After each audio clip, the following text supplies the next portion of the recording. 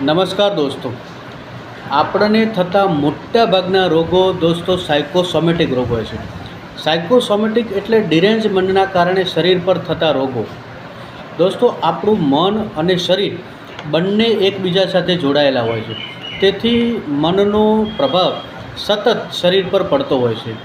આપણું મન જો કોઈ પણ ભાવનાને એક્સેપ્ટ કરે તો આપણા શરીરમાં તે અમુક પ્રકારના કેમિકલોનું સિક્રેશન કરે છે, જેને આપણે હોર્મોન્સ કહીએ છીએ.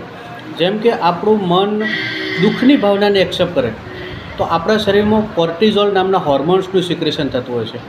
આપણું મન આનંદની ભાવનાને એક્સેપ્ટ કરે તો આપણા શરીરની અંદર ડોપામાઇન, સેરોટોનિન નામના હોર્મોનનું સિક્રેશન થતું હોય છે.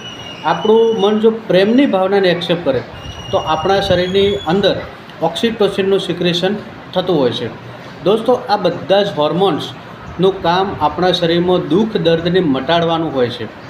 પણ જો તેનું પ્રમાણ અમુક હદથી વધી ગયું તો તે આપણા શરીરની અંદર રોગ પણ પેદા કરે છે, જેને આપણે સાયકોસોમેટિક રોગ કહીએ છીએ.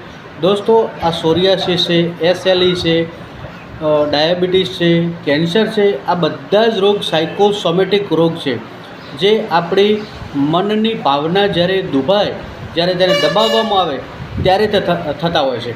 તે કોઈ ખોરાક ખાવાથી થતા હોતા નથી. Thank you.